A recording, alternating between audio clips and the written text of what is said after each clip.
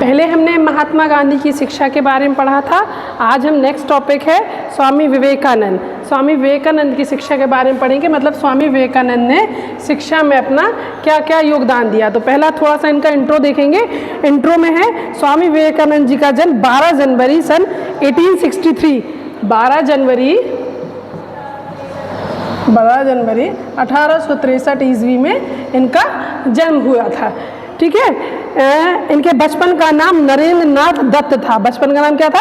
नरेंद्र नाथ दत्त।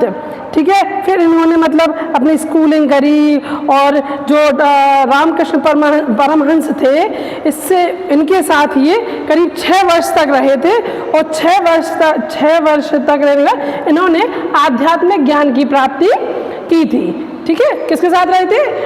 रामकृष्ण परमहंस के साथ 6 वर्ष तक रहे थे। ठीक है।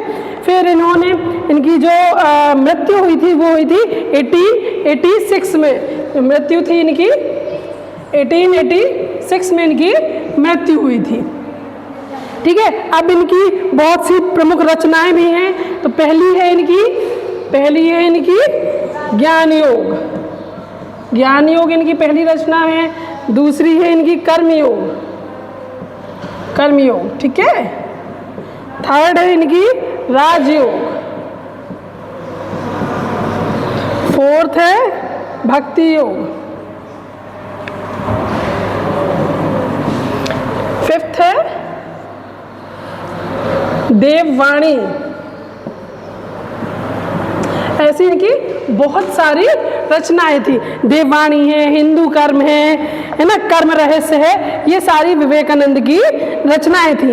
अब क्या था, विवेकानंद ने जो शिक्षा के प्रति उन्होंने जो विवेकानंद ने शिक्षा के जो आधारभूत सिद्धांत बनाए थे वो कौन से थे। अब क्या अपन शिक्षा शास्त्र पढ़ रहे हैं तो उसमें शिक्षा के में विवेकानंद का क्या योगदान है, सबसे पहले वही देखेंगे, है ना। क्या पढ़ रहे हैं? शिक्षा शास्त्र। तो विवेकानंद का क्या उनके पहले आधारभूत सिद्धांत थे शिक्षा के लिए। तो पहला था बालकों को केवल पुस्तकीय ज्ञान न देकर पुस्तकीय ज्ञान के अलावा भी उन्हें अलग से शिक्षा दी जानी चाहिए। मतलब ये नहीं कि बच्चों को सिर्फ किताबी ज्ञान दिया जाए कि मतलब जितना हमारा सिलेबस है बस उसी को कंप्लीट करना है, उसी चीज़ पे फोकस किया जाए, वो नहीं। पुस्तकीय ज्ञान न देकर उन्हें बाहरी दुनिया के बाहरी चीज़ों का भी ज्ञान देना उतना ही ज़रूरी है जितना कि पुस्तकीय ज्ञान को। क्या होता है कभी कभी कि बच्चे जैसे किताबी को पढ़ते रहते हैं, फिर उन्हें बाहरी दुनिया के बारे में कुछ ज़्यादा पता नहीं रहता है। तो उन्होंने कहा कि पुस्तकीय ज्ञान के साथ साथ व्यवहारिक ज्ञान देना भी उतना ही ज़रूरी है। ठीक है। सेकंड था कि ज्ञान व्यक्ति के मन में विद्यमान है, वह स्वयं ही सीखता है। मतलब कि अब व्यक्ति में क्या होता है, पढ़ने की चाह होती है। कभी कभी क्या होता है, बच्चों में खुद पढ़ने की चाह होती है, जैसे किसी भी चीज़ में रुचि होती है तो अपने आप आदमी सीखता है, अपने आप करने की कोशिश करता है। तो विवेकानंद कहते थे कि सबके अंदर सीखने की चाह है, बस ये है कि उसे कौन सही ढंग से पकड़ पा रहा है। तुम्हारी रुचि किसी चीज़ में है लेकिन तुम्हारा रास्ता तुमने कोई और अपना लिया तो उसे इतने अच्छे से नहीं पढ़ पाओगी। तो कहते थे कि सबके अंदर अपना सबके मन में ज्ञान सब व्यक्ति के मन में विद्यमान है, लेकिन वो रास्ता सही नहीं पकड़ पाता कि हम कौन से रास्ते पर जाएं। ठीक है। थर्ड है शिक्षा के द्वारा बालक का वही शारीरिक, मानसिक, नैतिक विकास करना इनका शिक्षा का थर्ड आधारभूत सिद्धांत था। फिर नेक्स्ट है शिक्षा से बालकों के चरित्र का गठन करना। मतलब मन का विकास करना, बुद्धि का विकास करना और उन्हें अपने पैरों पर खड़ा करना, ये शिक्षा का फोर्थ आधारभूत सिद्धांत था। फिफ्थ था बालक व बालिकाओं को समान शिक्षा मिलनी चाहिए। मतलब ये नहीं कि ये लड़की है ये लड़का है, नहीं, दोनों को समान शिक्षा और समान शिक्षा के अवसर मिलने चाहिए जिससे दोनों आगे बढ़ सके। ये नहीं कि ये लड़की है इसे तो हमें पढ़ाना नहीं है, लड़के को पढ़ाना है क्योंकि वो हमारे कुल को आगे बढ़ाएगा और हमारे लिए रोजगार के साधन लाएगा, नहीं, दोनों को समान शिक्षा पर इन्होंने जोर दिया था। ठीक है। फिर नेक्स्ट है स्त्रियों को विशेष रूप से धार्मिक शिक्षा दी जानी चाहिए। धार्मिक शिक्षा मतलब स्त्रियों को धार्मिक शिक्षा मतलब कि क्या होता है कि स्त्रियां जो महिलाएं होती हैं वो काम के साथ साथ घर भी संभालती हैं, पूजा पाठ भी करती हैं, तो उनके लिए अलग से एक धार्मिक शिक्षा का अलग से एक क्लास होनी चाहिए या जो भी अलग से उन्हें धार्मिक शिक्षा के विषय में पढ़ाना चाहिए। ठीक है। फिर नेक्स्ट है धार्मिक शिक्षा पुस्तकों द्वारा न देकर आचरणों एवं संस्कारों द्वारा देनी चाहिए। जो धार्मिक शिक्षा है तो जो आपके घर के जो संस्कार हैं, जो नियम हैं, जो कायदे हैं, उनके हिसाब से उन्हें शिक्षा दी जानी चाहिए। अब घर में पूजा पाठ हो रही, कुछ भी हो रहा, तो स्त्रियों को आगे से आगे बढ़ाकर उन्हें इस चीज़ के लिए जागरूक किया जाए और उन्हें ये सब चीज़ें सिखाई जाएं। ठीक है, तो ये थे उनके स्वामी विवेकानंद के आधारभूत सिद्धांत। अब इनका नेक्स्ट था शिक्षा के उद्देश्य। विवेकानंद का क्या था? शिक्षा के उद्देश्य। उद्देश्य पहला था पूर्णतः, क्या था?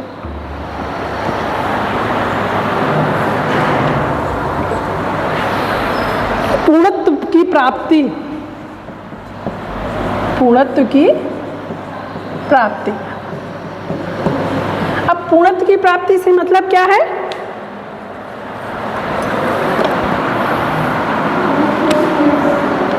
पूर्णत्व से प्राप्ति की मतलब शिक्षा ऐसी होनी चाहिए कि व्यक्ति को पूर्ण करे, मतलब हर चीज़ का विकास करे, उसका चाहे शारीरिक हो, चाहे मानसिक हो, चाहे धार्मिक हो, चाहे आध्यात्मिक हो, किसी भी टाइप का हो, उसको पूर्ण बनाए, है ना। हाँ, संपूर्ण विकास। ठीक है, फिर नेक्स्ट है शारीरिक विकास। अब नेक्स्ट शारीरिक विकास में क्या है? नेक्स्ट शारीरिक विकास कैसे हो सकता? अब एक बात बताओ, मान लो जैसे कि एक बच्चा है, उसको सिर्फ तुमने क्लास में बिठा दिया और क्लास में सिर्फ पुस्तकीय ज्ञान देते रहे, जो तुम्हारा सिलेबस है उसी को कंप्लीट कराने में फोकस करते रहे, तो इससे उसका शारीरिक विकास होगा? इट्स पॉसिबल नहीं होगा, क्योंकि जब तक आप पुस्तकीय के साथ साथ उसे बाहर खेलने कूदने को, है ना, मनोरंजन नहीं कराओगे तो उसका पढ़ने में इतने एकजुट होकर मन भी नहीं लगेगा। तो इसलिए बच्चों क्या है, शारीरिक विकास भी उतना ही जरूरी है जितना शिक्षा जरूरी है। अब एक जगह बैठा के बच्चों को पढ़ा लो, तुम मन नहीं लगेगा बच्चे का, है ना, तो और फिर उसका विकास भी नहीं होगा। विकास के लिए उसे खेलने कूदने के लिए बाहर बातचीत करना, ये सब चीज़ें भी उतनी ही ज़रूरी है। फिर है मानसिक एवं बौद्धिक विकास। मानसिक एवं बौद्धिक विकास।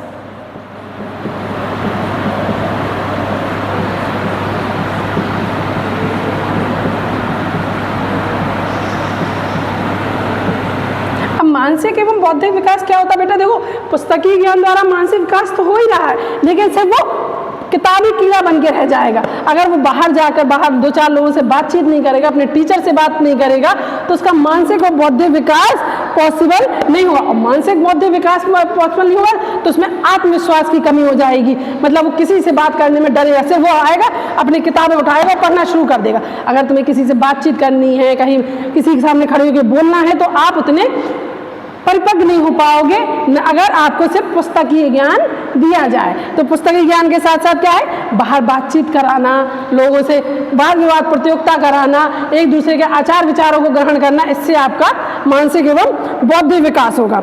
फिर नेक्स्ट है धार्मिक विकास। धार्मिक विकास, देखो, पढ़ाई के साथ साथ कभी भी अपने धर्म को नहीं भूलना चाहिए। क्या हमारी सभ्यता है, क्या हमारी संस्कृति है, इन सब चीज़ों को नहीं भूलना चाहिए। तो हमें अपनी सभ्यता संस्कृति को भी आगे लेकर चलना है। तो पढ़ाई के साथ साथ धार्मिक विकास पर भी इन्होंने जोर दिया है। फिर ठीक है, फिर है आत्मविश्वास।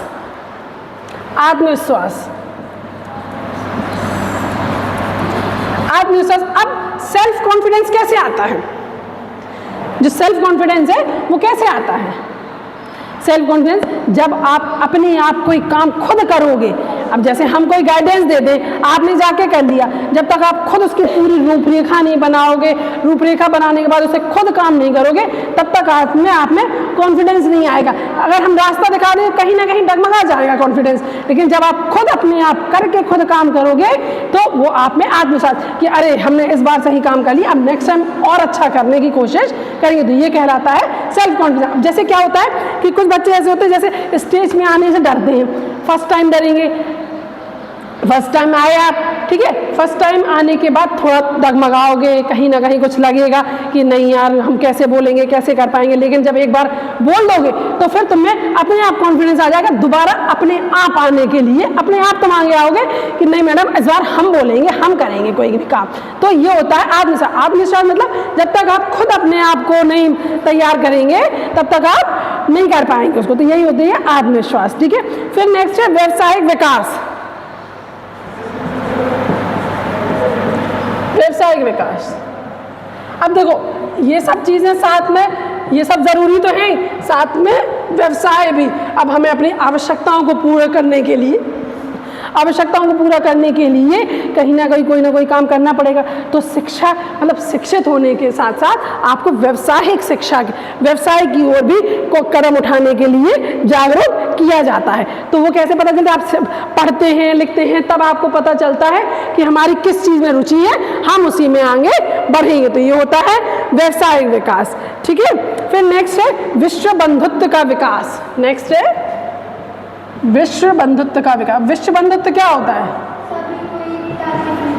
हाँ, विश्व बंधुत्व यही होता है कि सबको एक साथ लेकर चलना, चाहे वो किसी भी जाति का हो, चाहे किसी धर्म का हो, किसी भी जाति धर्म कुल कहीं का भी हो, तो सबको एक साथ लेकर चलना।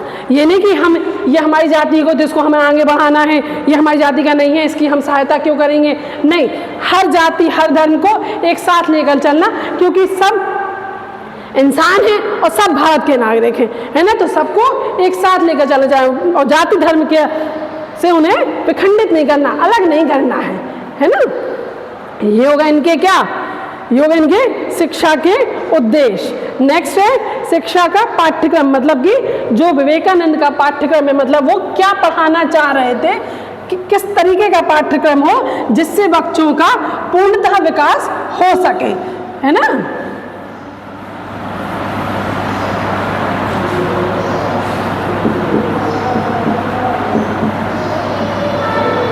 पाठ्यक्रम, ठीक है। तो पहला है इनका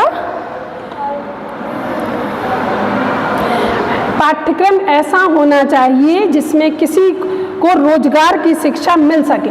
मतलब जो हमारा पाठ्यक्रम होना चाहिए, जो पढ़ाने का सिलेबस होना चाहिए, वो ऐसा होना चाहिए कि जिससे बच्चे लोगों को रोजगार मिल सके। ठीक है।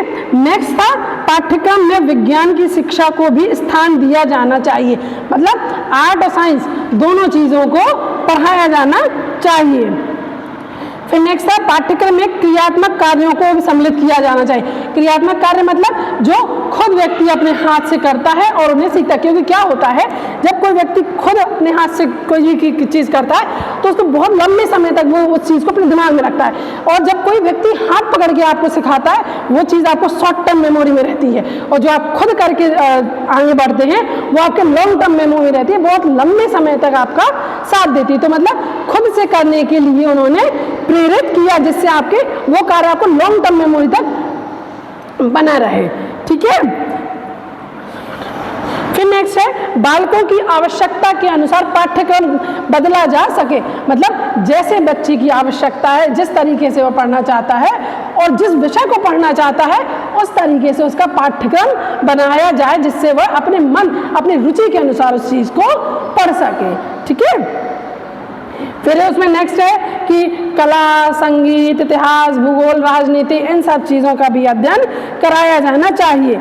ठीक है। फिर नेक्स्ट है उनका जो उनकी भाषा थी, उन्होंने कही है, तो वो कहते थे कि मातृभाषा के साथ साथ हिंदी और अंग्रेजी पर भी जो पाठ्यक्रम बनाए, वो जो पढ़ाने का तरीका हो वो मातृभाषा के साथ साथ हिंदी और अंग्रेजी को पर भी जोर दिया जाए। उनने से मातृभाषा पर नहीं जोर दिया, उन्होंने मातृभाषा और साथ में हिंदी और अंग्रेजी पर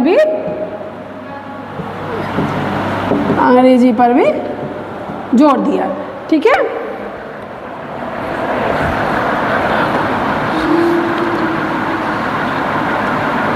और इन्होंने कला को भी अपना विशेष पाठ्यक्रम में विशेष स्थान दिया। उन्होंने नृत्य कला, वादन, इन सब चीज़ों का भी विशेष स्थान दिया था। ठीक है। अब नेक्स्ट है इनकी शिक्षण विधियां। मतलब अब पाठ्यक्रम हो गया, अब ये किन तरीकों से इन्हें पढ़ाना चाहिए, है ना। शिक्षण विधियां,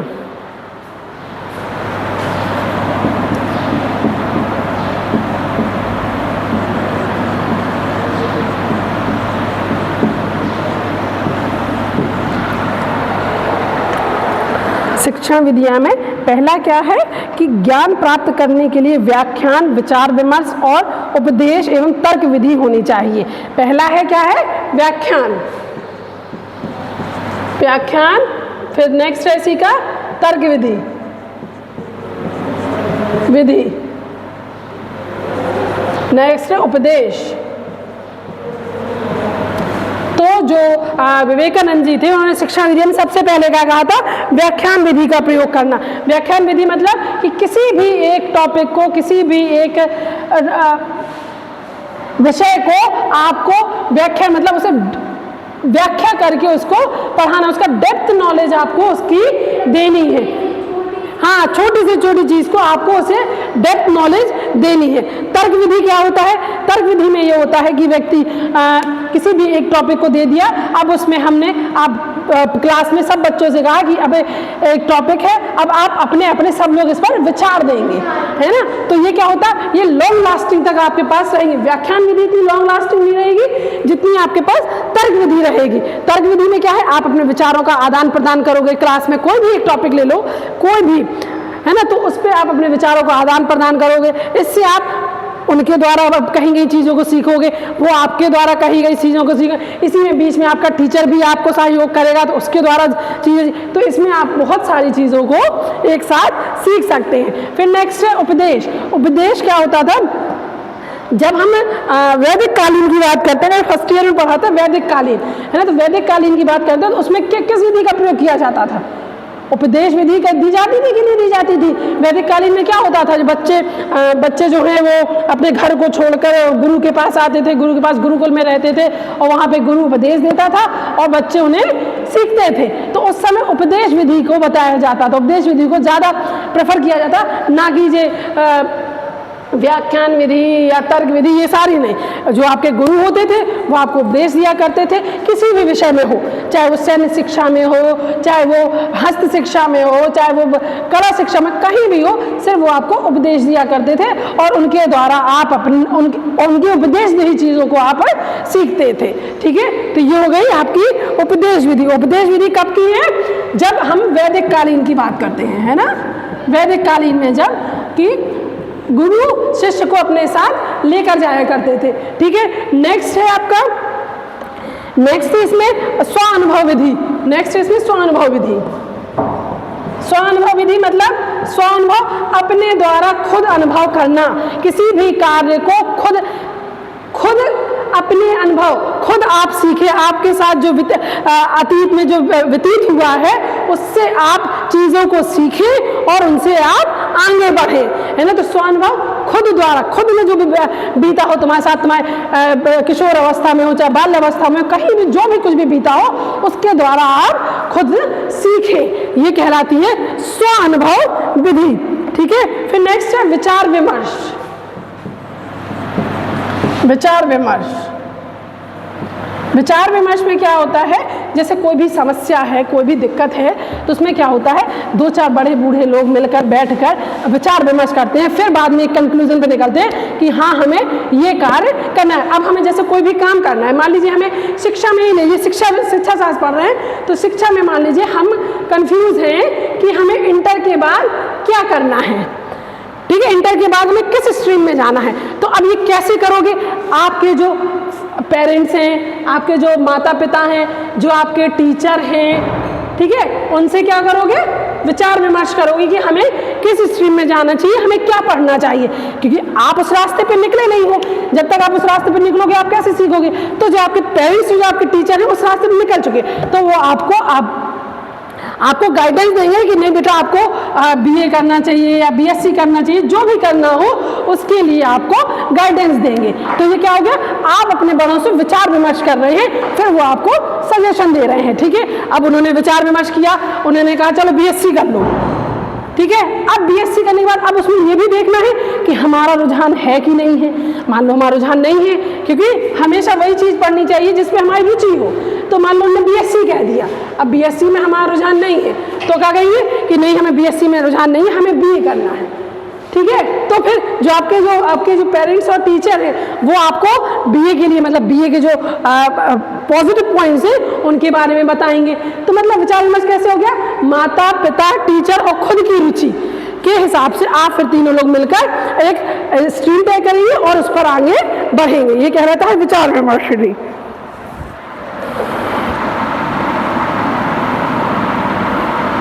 फिर नेक्स्ट है और सबसे पहले उन्होंने बताया कि पुस्तकीय ज्ञान पर ज्यादा जोर नहीं दिया उन्हें, ठीक है। पुस्तकीय ज्ञान जरूरी है लेकिन सिर्फ पुस्तकीय ज्ञान जरूरी नहीं है। सिर्फ पुस्तकीय ज्ञान से आपका आगे फ्यूचर सेटल नहीं होगा, आपको और भी चीज़ों का ज्ञान लेना होगा, व्यवहारिक ज्ञान लेना होगा, खेल कूद का ज्ञान लेना होगा। अब मान लो पुस्तक में घुस गए, अब ना तुम कभी वाद विवाद ना तर्क ना कुछ, किसी से कोई मतलब नहीं है, तो इससे आपका पॉसिबल नहीं होगी, शिक्षा वो पूरी नहीं होगी, ठीक है। ये हो गई इनकी विधियां।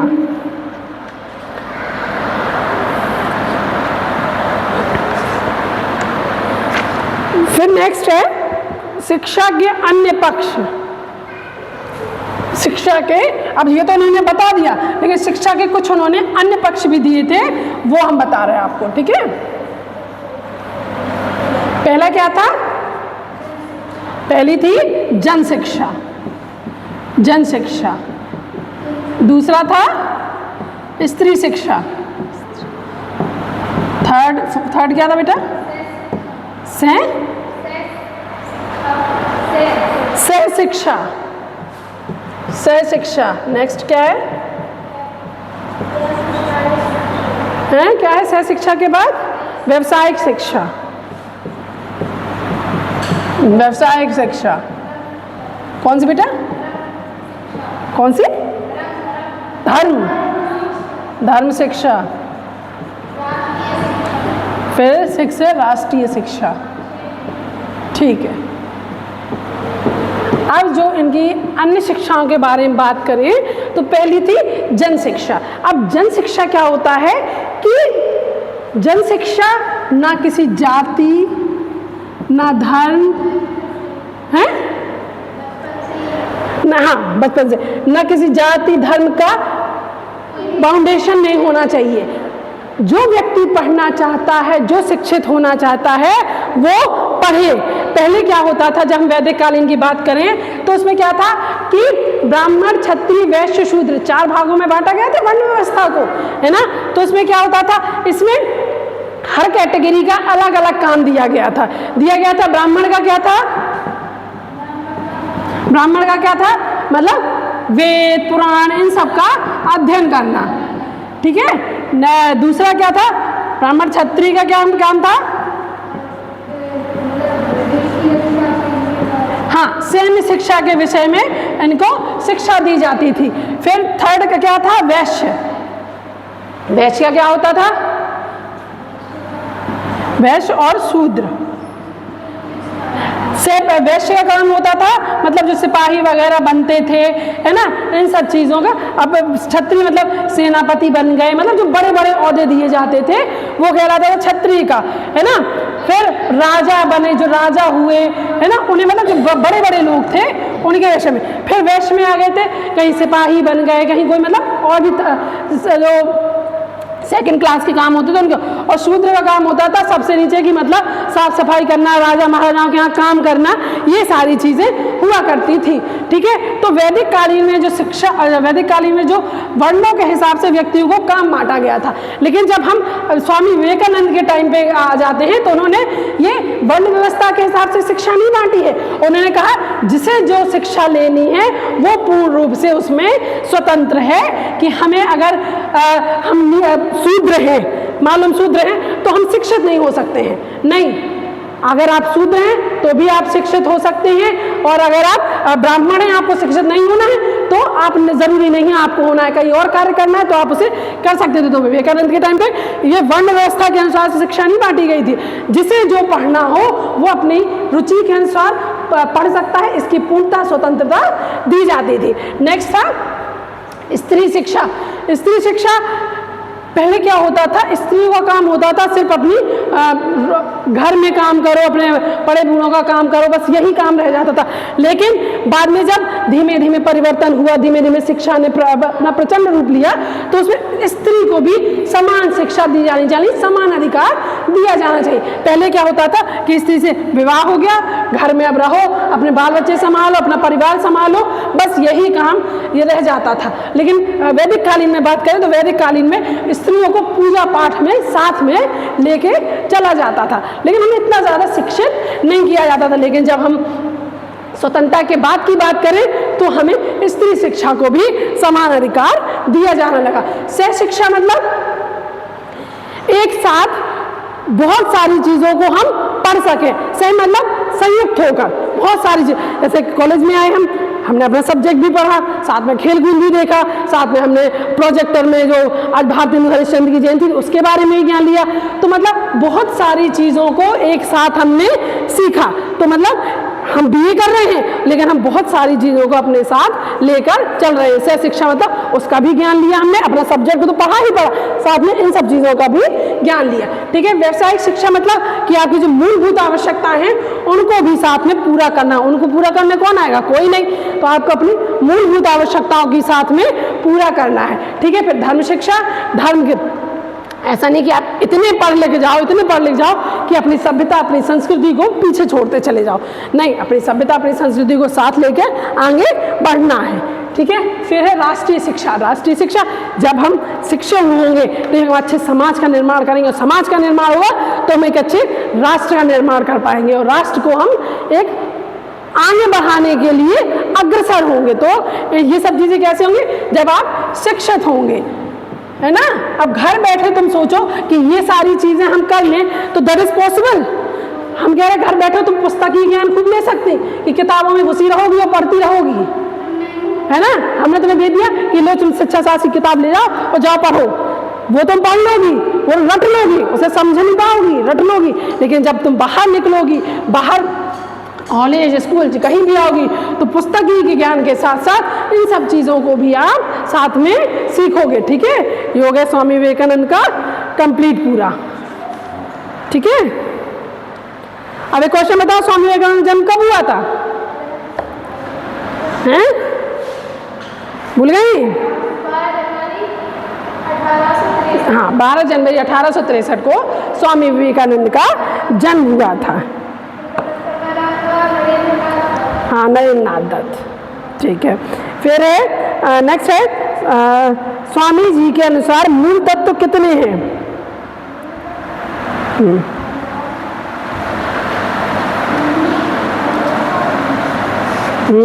बताओ।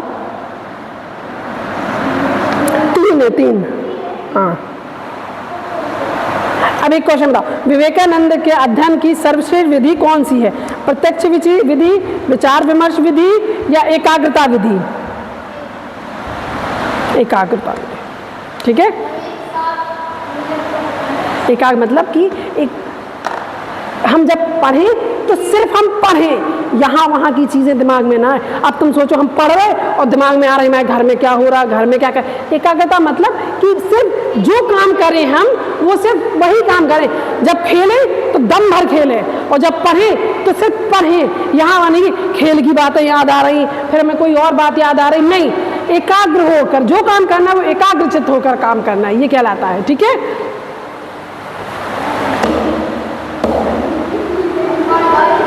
बेटा